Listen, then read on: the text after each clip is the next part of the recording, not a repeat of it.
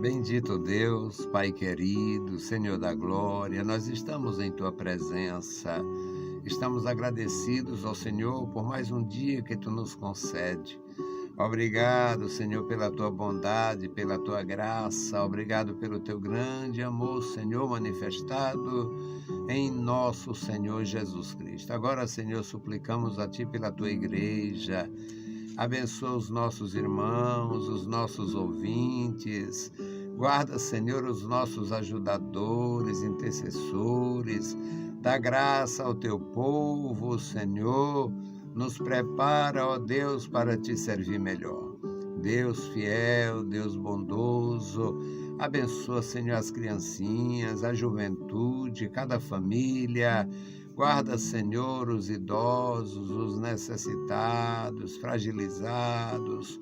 Ó Senhor querido, manifesta a Tua graça, opera maravilhas, dá graça e vigor ao Teu povo, dá saúde aos enfermos, ampara o órfão, a viúva, o viúvo.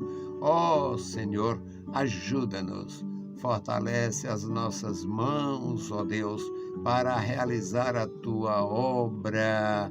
Ó Senhor, obrigado, Senhor, por nos confiar parte, Senhor, para realizarmos. Deus fiel, ouve a nossa petição. Em nome de Jesus Cristo, nós te pedimos. Amém. Saudamos a todos com a paz de nosso Senhor Jesus Cristo. Voltamos para apresentar o programa Unicresce no Ar, programa da Escola Bíblica Teológica União e Crescimento. Estamos no ano 33, louvando, bendizendo a Deus, agradecidos ao Senhor, porque Ele tem nos dado a graça para fazer, tem nos dado irmãos para nos ajudar, tem nos dado condições para realizar e nós somos gratos. Nós temos uma leitura na palavra do Senhor em Isaías capítulo 28. É uma bênção, meus amados irmãos, quando nós nos colocamos diante de Deus, quando nós pedimos ao Senhor e Ele nos dá na sua bondade a graça para comunicar a sua palavra bendita. Você que é um discípulo de Jesus Cristo, você que já atende o mandado do Senhor, a voz do Senhor, é bom aprender, é muito bom se colocar na presença de Deus para receber a santa instrução. Nosso texto, Isaías capítulo 28 e os versículos 23 a 29, um texto pequeno, com uma grandiosa lição sobre a instrução divina nas coisas mais simples. E é claro, se Deus ensina o homem as coisas mais simples, Deus quer que o homem entenda a sua vontade. Então, a leitura, Isaías 28 e 23. Inclinai os ouvidos e ouvi a minha voz, atendei bem e ouvi o meu discurso. Porventura, lavra todo dia o lavrador para semear? Ou abre e desterroa todo dia a sua terra? Não é antes assim, quando já tem nivelado a sua superfície, então espalha nela a ervilhaca, semeia comínio, ou lança nela o melhor trigo, ou cevada escolhida, ou centeio, cada qual no seu lugar. O seu Deus o ensina e o instrui acerca do que há de fazer. Porque a ervilhaca não se trilha com trilho, nem sobre o comínio passa roda de carro, mas com um pau se sacode a evilharca e o comínio com uma vara. O trigo é esmiuçado, mas não se trilha continuamente, nem se esmiuça com as rodas do seu carro, nem se quebra com os seus cavaleiros. Até isto procede do Senhor dos Exércitos, porque é maravilhoso em conselho e grande em obra. Meus queridos irmãos, nós somos instruídos por Deus a respeito de tudo. Claro que o Senhor quer nos ensinar a sua vontade. Querido Deus, lemos a Tua palavra, pedimos a Tua graça, suplicamos pelos que estão conosco, Senhor. Abençoa os nossos irmãos, seguidores, inscritos. Abençoa, meu Senhor, os nossos amigos e abençoa os que terão contato com as nossas publicações. Os nossos ouvintes, ó Deus, e os nossos cooperadores, nossos ex-alunos e alunos, toma em tuas santas mãos, guarda, Senhor, os membros da tua igreja, congregados e todos aqueles, Pai, que estão interessados em te ouvir. Deus fiel, ouve a nossa petição. Em nome de Jesus Cristo, nós te pedimos. Amém. Meus amados irmãos, é da natureza de Deus, como nosso Pai Celestial, nos ensinar.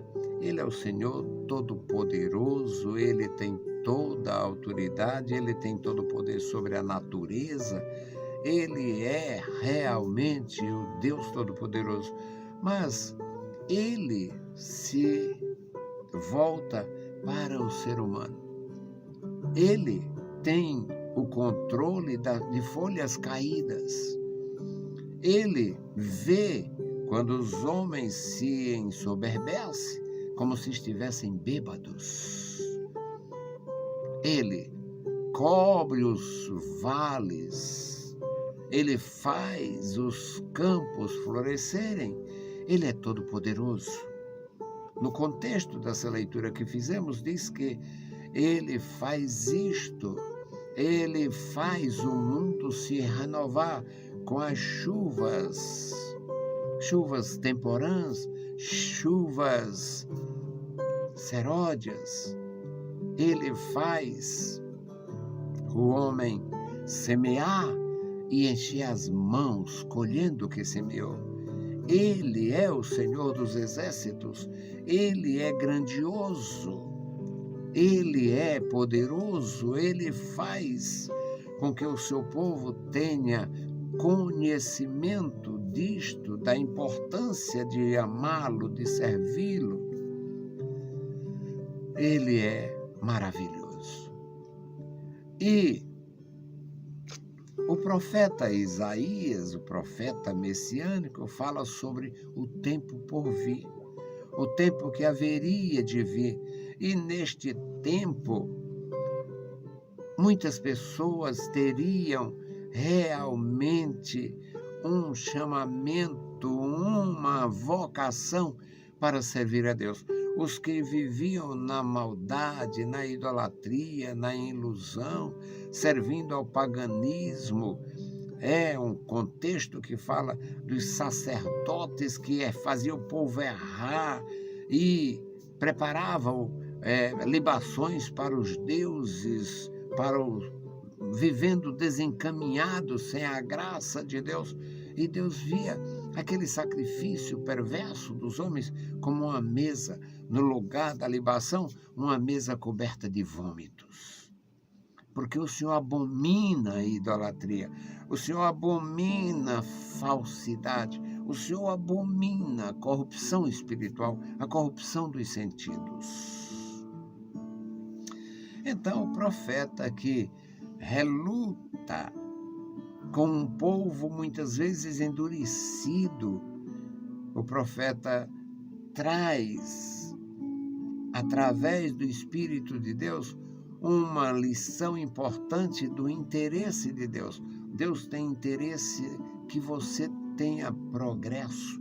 Deus tem interesse que você conquiste espaços, que você desenvolva atividades, que você tenha atitudes.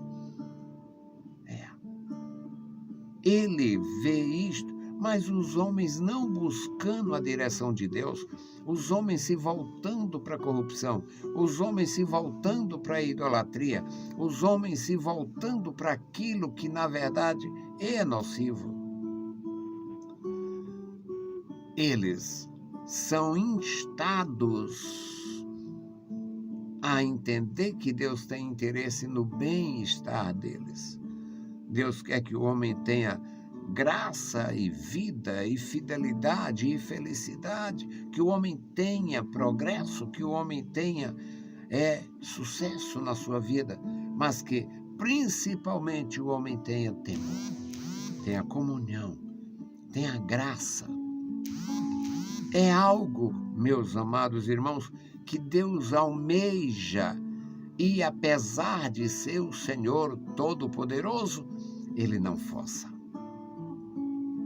Então, neste capítulo, o profeta fala de todo um processo que faz os homens sofrerem, andarem sem direção, sem orientação, por falta de graça, por falta de humildade, não busca a graça. Muito embora tenha atitudes religiosas, mas o que o Senhor necessita, o que o Senhor vê como necessidade do homem é orientação, é temor, é graça e não religiosidade. Então, essa leitura que nós fizemos fala disto. O Senhor que criou o homem como a sua imagem e semelhança, Ele insiste. Para ter ideia, no versículo 14 deste mesmo capítulo, ele diz: ouvi, pois, a palavra do Senhor, homens escarnecedores, que dominais este povo que está em Jerusalém. Não eram pagãos, não. Era o povo de Deus que havia se descuidado, se distanciado. Era um povo que Deus orientou e havia se tornado indiferente. Eles haviam se tornado indiferentes. Achavam coisas que a gente escuta hoje. Eu ouvi isso muitas e muitas vezes. Aqui em casa não tínhamos problema, a gente aceitou Cristo. Eu conheci uma família grande e unida, mas o elo de ligação que fazia a suposta união, a suposta unidade daquela família, era o vício. Vício. Uma família muito próspera, humanamente falando, financeiramente falando, culturalmente falando, mas o vínculo prevalecente naquela família era o vício. Todos usavam os mesmos vícios: bebida, mesa lotada, comida demais e bebida para encher a cara. Todo o tempo parecia uma família muito feliz. Mas não há felicidade no vício, não há felicidade na corrupção, não há felicidade no engano. E o Senhor diz: ouvi a minha palavra, homens escarnecedores, aprendam o que vale, aprendam o que sirva, aprendam o que vale a pena. Então, nesta leitura que fizemos, é um chamado ao raciocínio, ao pensamento. Se Deus se interessa que o homem plante, que o homem colha, que o homem tenha métodos e saiba tratar cada lavoura no seu campo, Deus não se interessaria no bem-estar do homem, na sua vida espiritual? Pois é o Senhor chamando a atenção de homens que têm perdido a razão, de mulheres que têm perdido a razão, de famílias que têm se afastado de Deus, de alguém que tem colocado o poder econômico no lugar de Deus, alguém que tem colocado a própria família no lugar de Deus. Alguns não gostam de me ouvir, mas eu falo com franqueza e por décadas. A família se desfaz. Ame, zele, cuide, mas não endeuse, porque a família se desfaz. O Senhor não. A igreja do Senhor não. A religião acaba, perece, muda. Mas a verdade, a fidelidade, a justiça, a bondade de Deus são imutáveis. Não mudam, não diminuem, não acabam nunca, jamais. Porque são atributos do Deus eterno, atributos eternos. Então o Senhor chama a atenção daqueles que foram repreendidos e diz: inclinai os ouvidos, ouvi a minha voz, atendei bem, ouvi o meu discurso. Dê atenção às épocas, os tempos, as oportunidades. Esta é a oportunidade que você está tendo. Aí o profeta, não sei, este profeta era um homem importante, da família real, mas a nação era agropastoril, ele conhecia, além de tudo está cheio do Espírito Santo. Aí ele pergunta, faz uma pergunta retórica: porventura lavra todo dia o lavrador? Não, o lavrador tem um tempo de lavrar e tem o tempo de colher. O lavrador tem o tempo do labor, da labuta, do esforço, e tem o tempo do desfrutar. Deus chamando a atenção. Porventura lavra o lavrador todo o tempo? Não. O lavrador não está lavrando todo o tempo, não. Tem o tempo de lavrar e semear, mas tem o tempo de colher, recolher, usufruir, desfrutar. E o Senhor diz: ou abre e esterroa, ou desterroa todo dia a sua terra. Não. Tem um momento de tirar os torrões da terra, preparar a terra. Aí vem a chuva, como bênção de Deus, a chuva temporã, a chuva seródia. Deus envia para nutrir cada lavoura. E o profeta prossegue. O profeta prossegue falando: não é antes assim, quando já está nivelada a superfície da terra? Então espalha nela a ervilhaca. Aqui fala das culturas da época, culturas locais. Não é assim? Ele prepara a terra, depois ele lança a semente. É um trabalho bem mais suave. Ele semeia o cominho. Ele lança nela o melhor trigo. Depende, tem para cada lavoura um tipo de solo, um tipo de preparo.